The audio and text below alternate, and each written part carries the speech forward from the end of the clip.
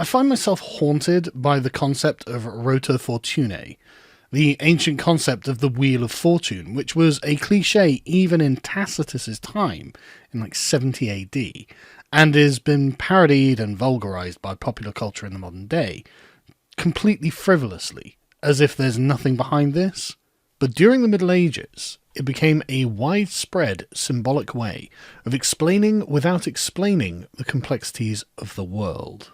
Why did evil men prosper whilst worthy men suffered? Who can know? Fortuna turns her wheel at her whim, blind to the distinctions of virtue and vice, and you can do nothing but resign yourself to your fate. Her decisions were arbitrary, fickle, and capricious. She cared nothing for you, and if you received weal instead of woe, then good for you. But such a state of affairs would not be permanent, because the wheel keeps turning, and what goes around comes around.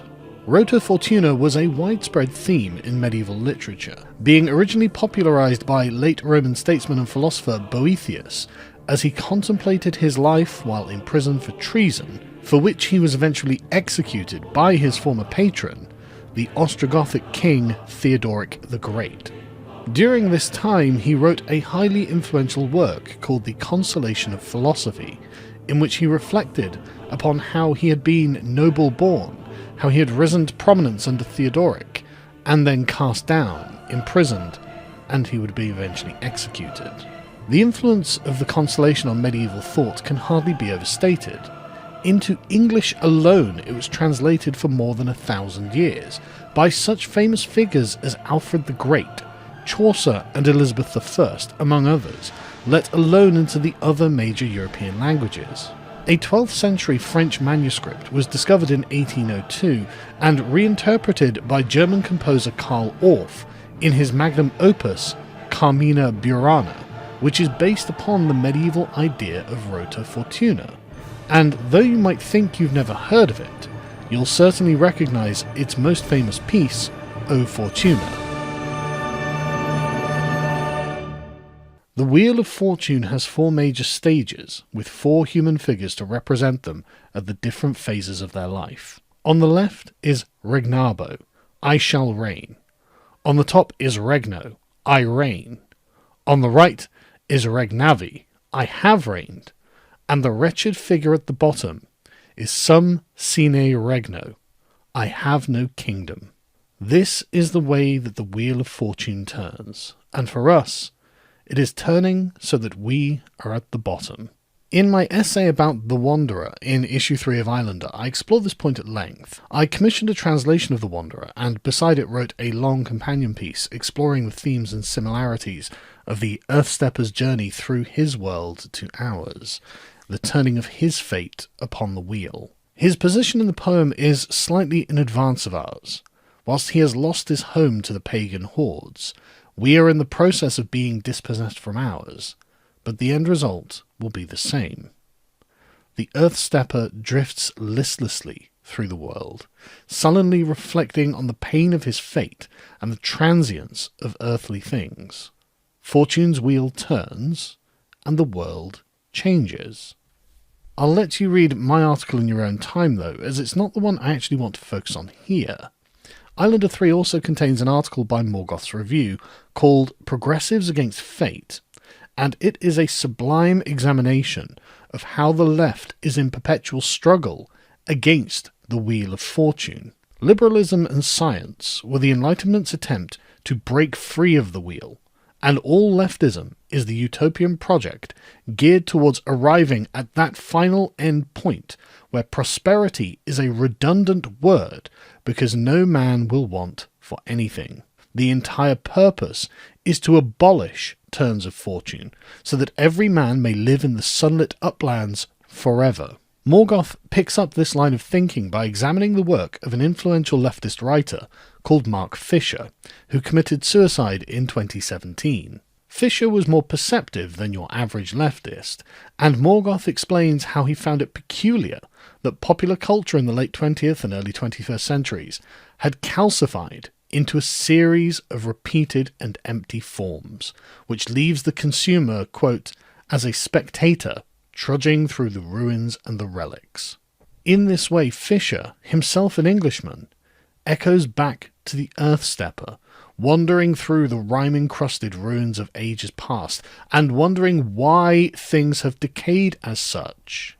As the Wanderer tells us, a wise hero must recognize how ghastly it is when all this world's wealth turns to waste, as now everywhere around this world, wind-blown, frost-covered walls stand, the buildings are shaking, the mead halls totter, where lords lie dead, deprived of their joy.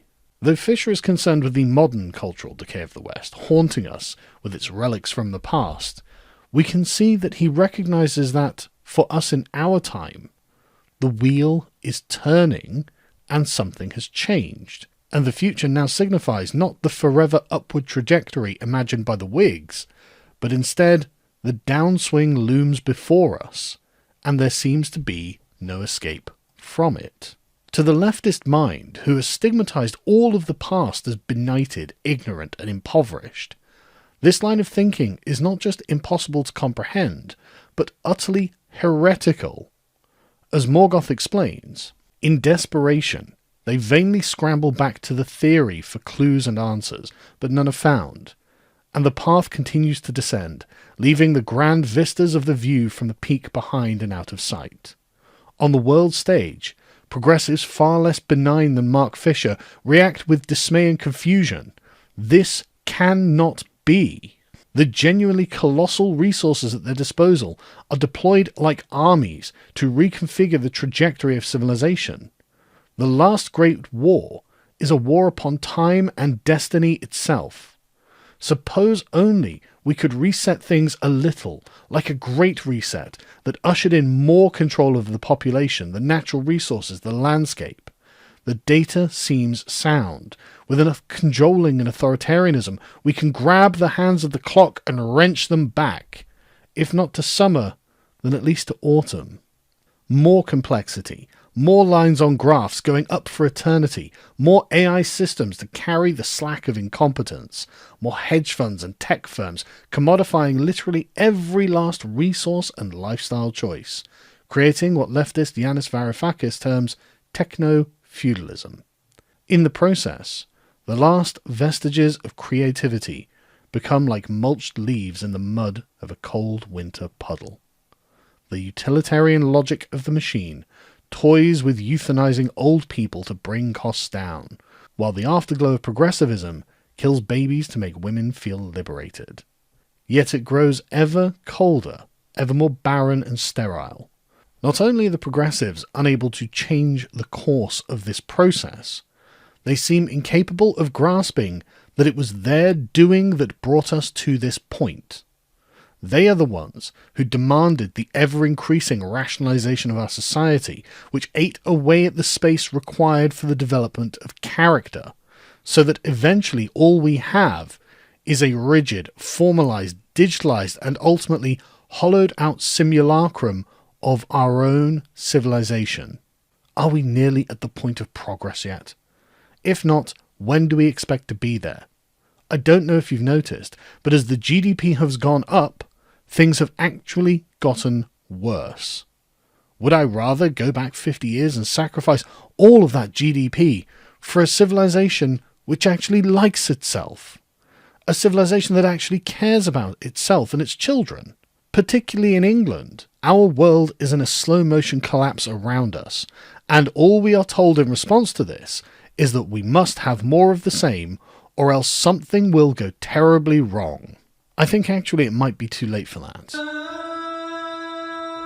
I think things have gone terribly wrong by design, because we were so arrogant that we thought we had the ability to overcome things that are in fact instrumental in making us be the kind of people of which we would approve. Despite being made great on the Wheel of Fortune, we assumed a constancy to ourselves which turned out not to be true. We can't geld and bid the geldings be fruitful. We can't abandon the lessons in character we learn from the wheel and expect future generations to be as good or capable as those of the past. When the wheel turns and we once again become great, I suspect that the period we are living through now will be regarded as a kind of spiritual dark age, in which we failed to understand what we had to do our part.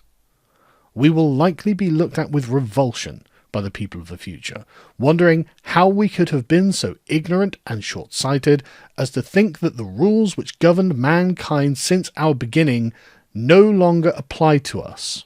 They will laugh at how we thought we were so clever as to be able to trick Fortuna and escape the cycles of civilization. The leftist faces a future in which they are simply broken on the wheel of fate, forever lost to their utopian delusions as the world grows colder and darker. As Morgoth puts it at the end of his essay, it is the fact of the setting sun that the leftist soul must now contend with. We, men of a different disposition, plan, mend, and lament what has passed. A burden heavy enough, but nothing compared to the weight on the shoulders of those whose spirit and devotion to snubbing the wheel of time draws them deeper, ever more insanely, into the frozen dark wastes, away from the hearth fire and onwards towards despair and oblivion. Islander 3 is available to purchase for 3 more weeks, and once this moment in time has passed, it will not be available again. You can purchase a copy at shop.lotuseast.com. The link is in the description.